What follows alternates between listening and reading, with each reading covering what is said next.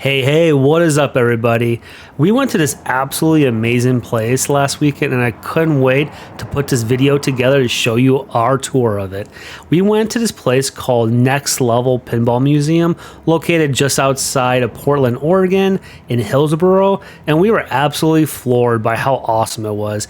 It literally contains so much awesome video game, pinball, and just retro gaming nostalgia from the 80s, 90s, and even in the modern day as well, that we just absolutely had to put this video together to show you what it was all about. It is truly a warehouse full of awesomeness. And it's one of those places where this wasn't going to be our main destination for the day.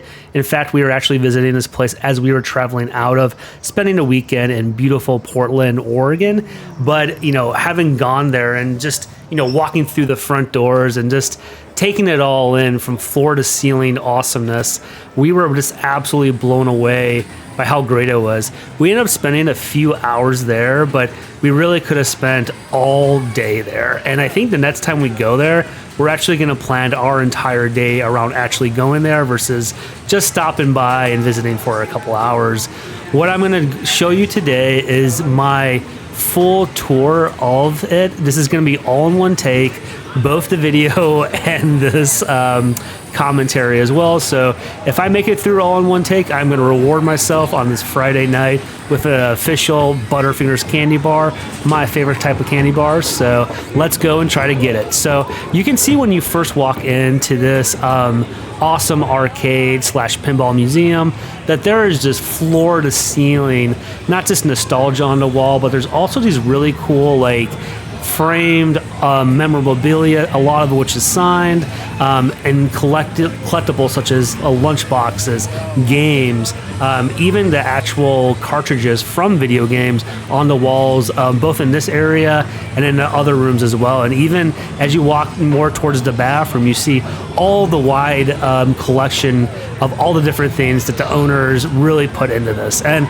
it was just so apparent that the people who own and operate this pinball museum put such a lot of care into it, and it truly is an awesome experience. So it was truly made by someone who is a big fan of pinball games, arcade games, and just overall trying to make a really good experience for all who enter through the doors.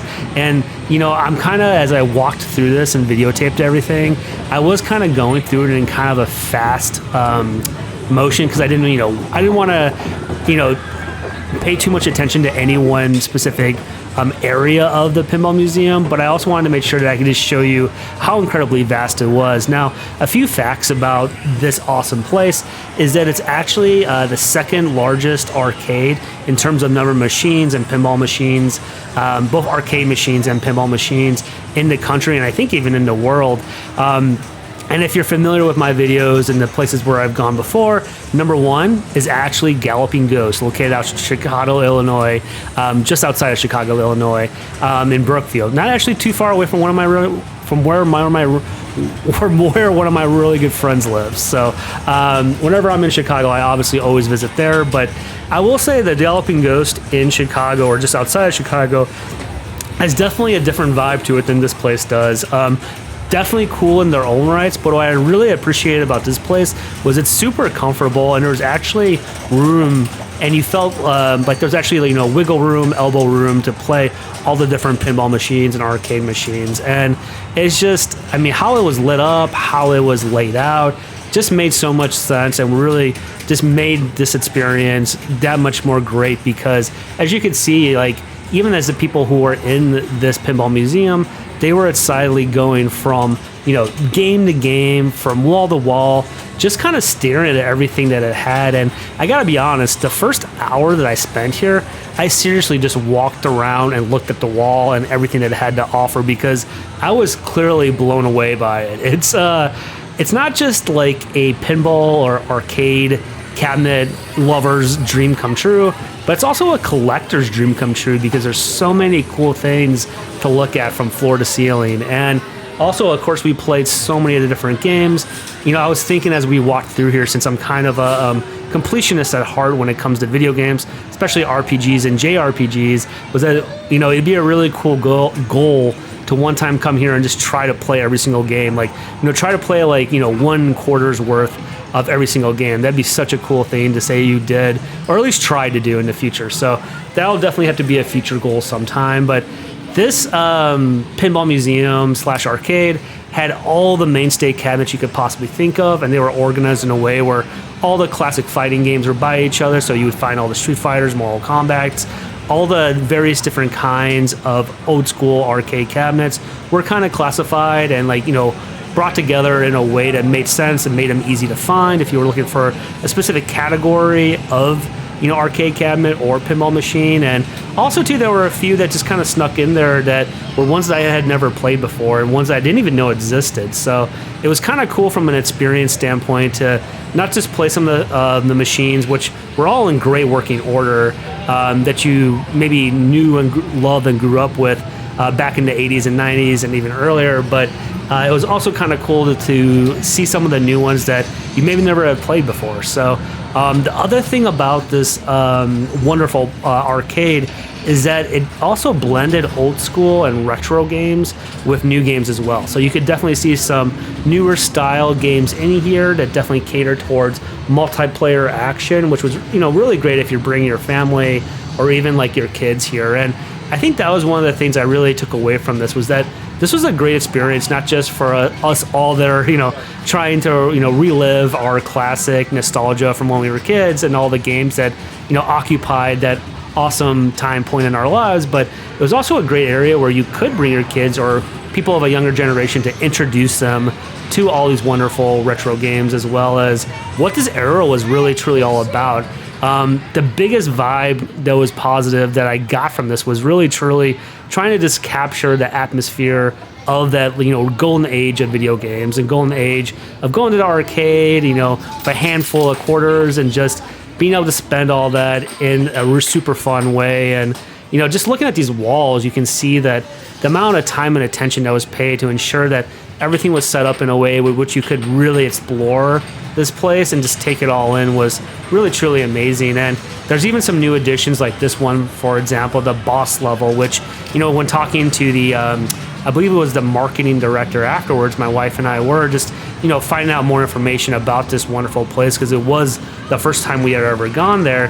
They were saying that they're constantly building onto it. So even this boss area was a new addition where they added a bunch of additional games in here, and then of course with that they also added a whole lot more collectible items on the shelves and then the walls that you see there. So there is kind of like this protective, I don't know if it's glass or plastic, I'm assuming it's probably plastic, but covering that goes over the collectible so you can reach out and touch them or grab them, which makes sense for not just trying to preserve them, but also probably deters theft a lot too. But you can see here, I'm obviously not going to show you what's inside the bathrooms because that would be weird on so many different levels, but you can see that even the area around here was clearly decorated with games from our childhood, if you're in your 40s and 50s, even late 30s, and then also some of the newer games too here as well, like the Fast and Furious arcade game, which is actually super fun. The last arcade we visited here in southern or middle Oregon, we actually play that game all the time, so it's currently a favorite of me and my wife's to play in multiplayer action. It's really fun.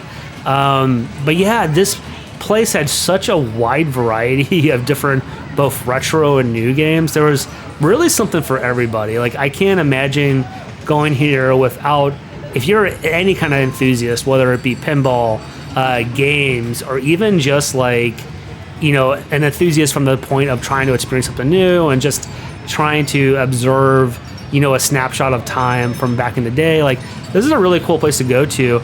Also, another fact about this place is that it is $22 to get in, and then everything is set to free play, meaning that you could go in here for the entire day, pay $22 and play one of my favorite games here, The Simpsons, until you beat the game. So it's just a really cool place for exploring new games, being able to beat them, playing as much as you want. And I think at $22 is actually priced very fairly. When I compare this to the price of Galloping Ghost, for example, Galloping Ghost was $25 the last time I went, and it was a very similar situation where you could just play as much as you wanted and everything was set to free play.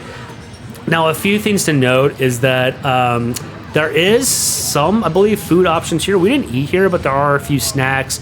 And there's a shop up front where you can buy, merchandise. You can buy all kinds of cool toys and stickers, decals, things like that. There's also like a food kind of area, so you can sit down and relax if you want to. Like any good arcade has a snack area. There also are some vending machines that, if you want to buy pop or soda, or even like I believe I got a sugar-free Red Bull, so they have like Red Bull machines there. One thing to notice that they do not accept, or they do not dispense out change. So if you are paying with like a $1 or a $5 or $10 bill, like they do not give out change, and then the change machine next to it only gives out quarters. So just be careful if you are going to partake in buying soda pop or Red Bull, that you bring the exact right amount of dollar bills. And then the other thing you have to pay for here, other than the stuff within the actual store, such as the merchandise, are the claw machines. So there's a whole room full of claw machines that you actually have to pay individual dollars for. I'm not sure how much they actually are, but I assume it's either $1, maybe a couple dollars. We didn't play those specifically, try those out, because we were so enthralled with seriously playing everything else that was within this museum. But as you can see, like, this is a single walkthrough, and I think this video is going to end up being like 14 minutes long, and probably 13 and a half minutes of that is just walking through the floor of this massive, unbelievable place. And kind of as I said before, like, this was originally just going to be an offshoot of our day. Like, we were just going to, jump in here really quick. We heard it was pretty cool. And this kind of like dip out, like, once we had enough of it. But this seriously could have been like an all-day extravaganza and experience for us, because I think that there's just so much to explore and play in here that's so cool. And especially, like, this stand-up Sega Genesis display monitor was so cool. And they had one for the Super Nintendo as well. So there really, truly was something for everybody. And I also really think it was so cool, kind of like the story behind this place, because as I said before, we kind of did get a chance to talk with the marketing director for this place. And, he was telling my wife and I about how, like, they were really trying to make Portland, or just outside of Portland too, the whole area, the whole demographic area or geographic area, really a hub for retro gaming, which is, I just think, such a cool endeavor and goal to strive for, because, you think of like retro gaming and, there's like hotspots and barcades and arcades in like, major cities like Chicago or like, other places like in the Bay Area, both places which I live. There's a ton of, barcades and retro, like gaming bars and things like that, but you don't really hear too much about like them in like Oregon or even like in the Pacific Northwest. So it's really cool that their mission is really trying to make this area kind of like the hot spot for retro gaming, and we're all for it, honestly. Like, in kind of thinking about like my main thoughts and summary of this place is that not only was it a great time and great experience, but it's someplace where we will 100% be going back.